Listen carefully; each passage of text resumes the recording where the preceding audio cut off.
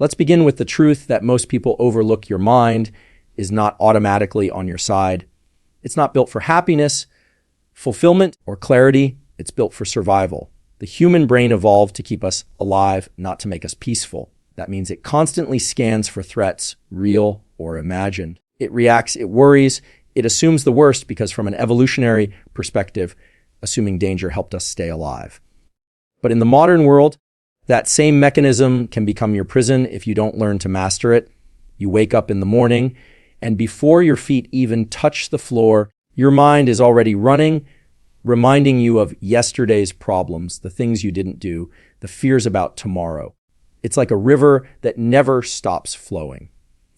And unless you learn how to direct that current, it will pull you wherever it wants. That's why the first step toward mastering your mind is awareness. You can't change what you don't notice.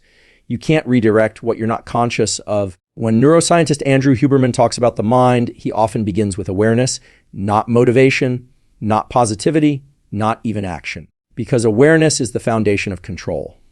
Without it, you're reacting unconsciously to the world around you.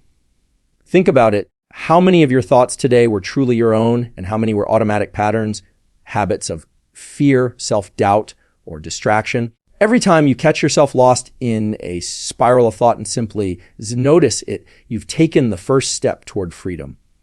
You've interrupted the cycle. Awareness is the switch that turns unconscious behavior into conscious choice. It's like suddenly realizing you've been dreaming. Once you know it's a dream, you can decide what to do next. This isn't just philosophy, it's biology.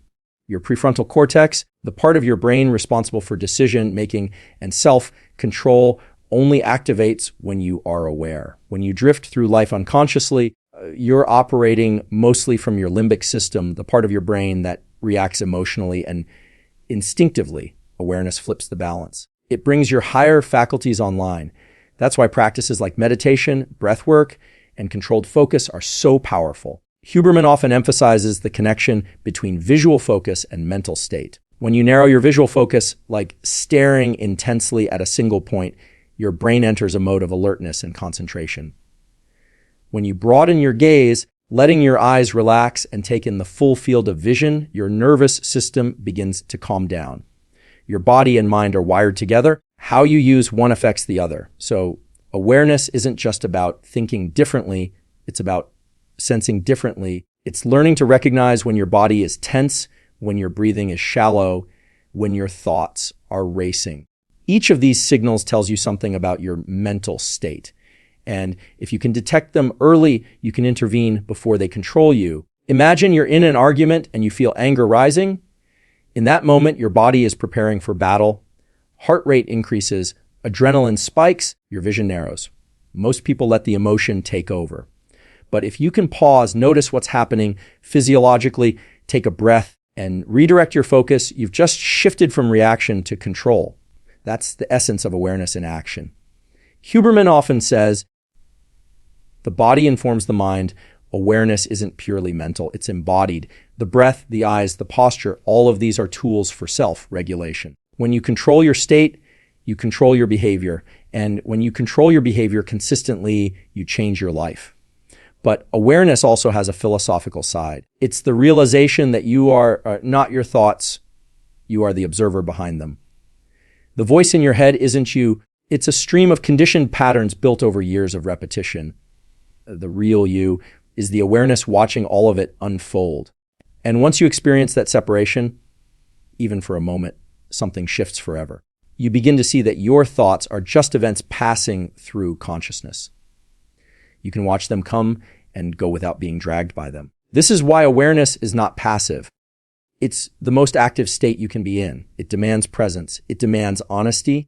It requires you to face yourself without judgment, to see the mechanisms of your mind clearly and still choose your direction.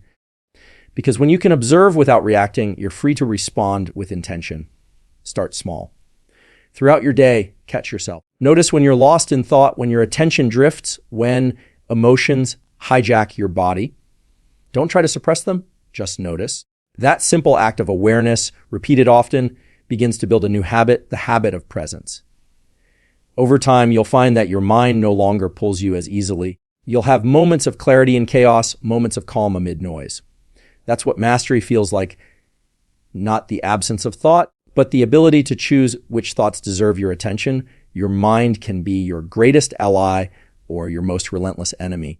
It can build your future or destroy your peace. The difference lies in one thing: awareness. If you learn to observe your mind without becoming it, you'll discover something extraordinary. Control doesn't come from force, it comes from understanding. And that's the real challenge, not to silence the mind, but to master it. Because if you don't control your mind, it will control you. Motivation feels powerful, doesn't it? You hear a great idea, you read an inspiring story, or you watch a powerful video, and suddenly you feel unstoppable. But here's the problem: motivation is a state, not a strategy. It rises and falls like the weather. It's the spark that starts the engine, but if you rely on it to keep the car moving, you'll stall before you reach your destination. The truth is, the people who master their minds don't depend on motivation. They depend on discipline. Discipline is the architecture of control. It's the conscious construction of habits that rewire your brain toward long-term goals instead of short-term comfort. Neuroscience tells us that every time you act, your brain is taking notes. Every choice you make strengthens a network of neurons, a pathway that makes it easier to repeat that behavior next time. If you give in to distraction, the distraction pathway strengthens. If you choose focus, the focus pathway becomes dominant. Over time, your brain becomes a reflection of your patterns. That's why discipline is not punishment. It's not deprivation. It's neuroplasticity in motion. It's the process of training your mind and body to work in alignment, especially when comfort calls you away. And the fascinating thing is, the brain actually rewards this. When you do something difficult on purpose, when you delay gratification, endure discomfort, or push through fatigue, the brain releases dopamine not as a reward for the outcome, but for the effort itself. That's how you build intrinsic motivation, not by waiting for the perfect mood, but by linking effort with satisfaction. Andrew Huberman often talks about this in the context of the dopamine system. We're used to thinking of dopamine as the molecule of pleasure, but it's really the molecule of pursuit. It's what drives us toward goals. But if you only chase the dopamine hit that comes from finishing a task or achieving something external, you become dependent on results. When you learn to associate dopamine with the process, with showing up, with the discipline itself, you've hacked your own biology. You've built a system that sustains itself. Let's take something simple: waking up early to work out. The first few mornings, it's miserable. Your brain resists because it wants to preserve energy. But each time you override that impulse, each time you act in alignment with your goals instead of your feelings, you're reshaping the circuits of your identity. You're teaching your mind that you are in charge, not your mood, not your excuses, not the voice that says, not today. That's what Huberman means when he says, you don't rise to the level of your goals, you fall to the level of your systems. A system is a structure that removes the need for constant willpower. It's the discipline of designing your environment, your schedule, and your routines in a way that makes success the default outcome. Because willpower is finite, but systems, once built, run almost automatically. And here's the paradox: true freedom comes through structure. Most people believe discipline limits them, when in reality, it liberates them from chaos. When you're disciplined, you don't waste energy deciding what to do next, fighting internal resistance, or justifying procrastination. You free up your cognitive resources for higher order thinking, creativity, learning, growth. The more structure you create around your priorities, the more space you create for what truly matters. But discipline isn't just mechanical, it's deeply psychological. It's a statement about who you believe yourself to be. Every act of discipline reinforces a narrative: I'm the kind of person who follows through. And the more you prove that to yourself, the stronger your identity becomes. Eventually, discipline stops being something you do and becomes part of who you are. That's when it becomes effortless. There's also a philosophical layer here. Discipline is a form of self-respect. It's choosing long-term alignment over short-term escape. It's the recognition that your potential is worth discomfort. Because growth never happens in the comfort zone. It happens at the edge, where your mind wants to quit, but you stay anyway. That's where resilience is built. That's where confidence is earned. The beauty of this process is that discipline, once practiced, compounds. It doesn't just improve your habits, it transforms your nervous system. The same circuits you use to stay consistent in one area, say your health, can be repurposed to improve another, your work, your relationships, your mindset. The skill of discipline is transferable. The more you practice it, the more capable you become across every dimension of life. But make no mistake, discipline isn't about being perfect. It's about being consistent. You will slip, you will fail, and you will face resistance. That's not a sign to quit. It's a signal that your brain is adapting. When you feel that inner friction, that's not weakness. That's plasticity. That's the brain rewiring itself in real time. So the next time you don't feel like showing up, remind yourself this is the moment that matters most. Because every time you win that battle, even once, you make it easier to win again. In the end, controlling your mind doesn't mean silencing it. It means training it through repetition, through structure, through deliberate practice until it becomes a powerful ally. Motivation will always fade, but discipline, once built, endures. It's the bridge between who you are and who you could be. And if you remember nothing else, remember this: the difference between chaos and control, between potential and achievement, is the discipline to do what needs to be done, especially when you don't feel like it. Focus is the steering wheel of the mind. Wherever it turns, your entire nervous system follows. Your thoughts, your emotions, your physiology, all of it bends in the direction of what you consistently pay attention to.